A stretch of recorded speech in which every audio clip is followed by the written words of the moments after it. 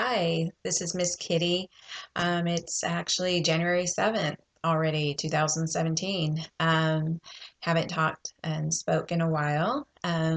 But just to give you a little brief uh, reason why I'm here, my first video, what I was talking about, and what these series are going to be talking about is narcissistic abuse and psychological abuse. And I was in a relationship for 11 years. It's been 3 months now, basically, since I have been out of that relationship. And the reason that I am doing these videos, just to recap, is because not only is it for my personal journey and my healing, but I want these videos to be for others. When you pull these videos up, if you are in a psychologically abusive, especially narcissistic abusive relationship, um, that you that maybe I can help in some ways. And these other videos that are out there, there are many, to help you on your journey to get out of this abusive relationship. And if you are out of the relationship already, just knowing that you're not alone. There are many of us out there that have gone through this type of abuse. So, what I'm going to start doing here in my series is each week I'm going to bring up a topic that occurred. And that way you have an idea of my story. Again, I've been silent for 11 years. A lot of my friends and family do not know what occurred. They knew that I was in and out of a relationship, and to them it was just like either stay out or stay in, or you guys just don't match. But really had no clue as to the depth of what was going on behind closed doors. So, what I'm going to do again is I'm going to bring up a topic. I'll talk about that topic, and then I'm just going to share with you kind of like what I'm doing to heal and to make life better for me. And so I'm not depressed, and so I'm doing things that are healthy to get out of the relationship and to stay. So one of the things I want to talk about is um, the word perception. And what I'm going to talk about is the fact that the narcissistic person that I was with actually went to counseling. Um, I don't hear this a lot with people that are narcissistic, that they actually go to counseling. But in my case, it occurred. And it usually would occur when it was like the last, step, the last break that I had, where it was just like, I'm not doing this anymore. You're either going to counseling with me or we're done. There were many times we went to counseling, but what would happen is it would end up where it was just one session, and there would be an excuse as to why they couldn't come to the second session. And things would happen in the first session. This person would disassociate. Um, and so it was hard sometimes to even try to talk in therapy to get even anywhere. Um, and there were times when they would speak, but they would change stories around. And so that's what I'm going to talk about. So the last time that we actually had went to counseling, me and this other person, of course, what happened is as soon as we sat down and we were there, they started telling their story. And the story that they were talking about was in regards to, we had went to a football game. And at this football game, what happened was I was feeling like I needed to talk to this person. I was feeling sad. There were some feelings that were coming up.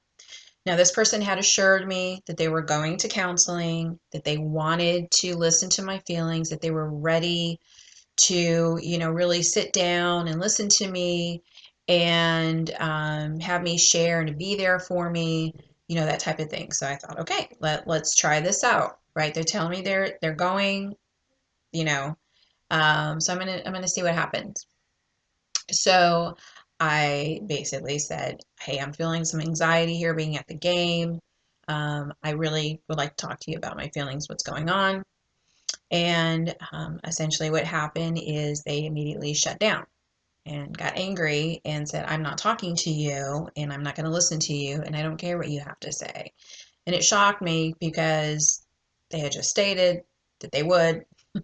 And I don't know why I was shocked, because this is something that just occurred over and over again. And someone that was with someone for 11 years, this just kept happening. And but I always had hope. That's what happened. I always had hope that something would change. So essentially what happened is they shut down. They told me they didn't want to listen to what I had to say. And they just were on their phone the whole time. And like I said, just blatantly looked at me and says, I don't want to have to hear what you have to say. I don't care about you. And so we went to counseling. He told his story. And I'm saying he, and I'm going to go back he and she so that this person is anonymous. And they basically had skewed the whole reality of what happened. In fact, when we went in there, when they were telling their story, they start talking about how they were trying to take care of their little one that was there, and they were being attentive, and they just didn't know what to do with me, they just didn't have the tools to take care of me, and just really wanted to, and was showing so much empathy and concern in therapy, which was completely opposite than what they were doing at the game that evening.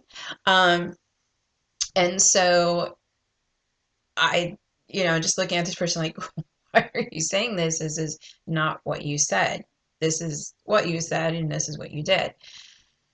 So basically, again, they just kept telling their story and lying, changing facts that occurred.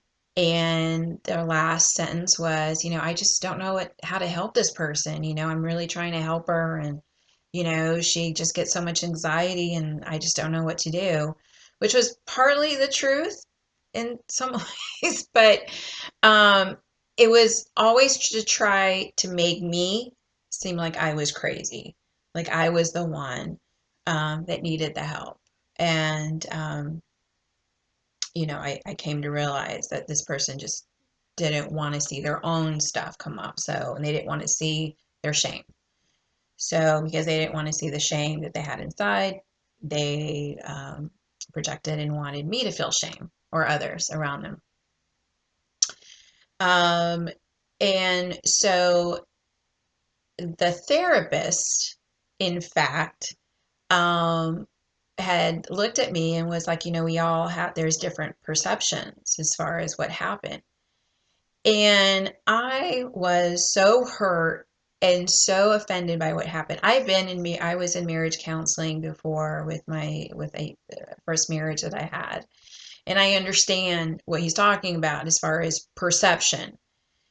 But this was changing facts. This was changing the reality of the facts of what occurred. And this person left the therapy session, the room. I stayed in. My partner at the time left. I stayed in the room. I looked at the therapist and I said, you have just been manipulated by a master manipulator. And I realized right there and then, this person does not want to see what they're doing. They don't. It's going to be too ugly for them to see what they're doing. And I had to make a decision. Like, why am I doing? I'm torturing myself. I'm staying in this abusive relationship. And that is when I just said, I've had enough. I've had more than enough. But just to kind of go back to that story a little bit, what you can find that occurs with narcissistic people is that they will take something that someone has said and they will use it and use it and use it. So after the therapy session, basically this person was like, "Well, your perception, Laura, is just, it's your perception, and that's what it is." And they did not want to talk about the reality. And so, of course, you end up questioning yourself. Did I get that wrong? Now, this time I knew I didn't. I had come a long way through my journey where that is something that did occur in the beginning, where I would question my sanity. I would think I was going crazy. Um, and once I started stepping out and observing the relationship and observing this person's behavior, I could see what they were doing. So, how am I healing? How am I coping with things currently right now? Well, I'm actually going to go to there's like 6 dance classes I'm going to with one of my best friends. I'm really excited about that because I love to dance. So I'm doing something like that, which is very healthy. Another thing that I would suggest is really take care of yourself. Get lots of sleep, eat healthy, meditate, do just anything that you can to take care of yourself and baby yourself and love you. Right now, I'm dating me. I haven't dated me ever. I've been in one relationship. You go from a child and then boom, got married and then went to another relationship. And so right now, I'm really discovering who I am, what I like, what I love, and surrounding myself with people that are honest and very honest, but truthful and loving and have a good soul. And they have no agenda. There's no agenda to hide anything and to skew anything. So good luck on your journey. And I will be back periodically, probably once or twice through the month, just to kind of update you to let you know where I'm at and to share some more of my stories of what I've been through. And I hope you have a wonderful January. Take care.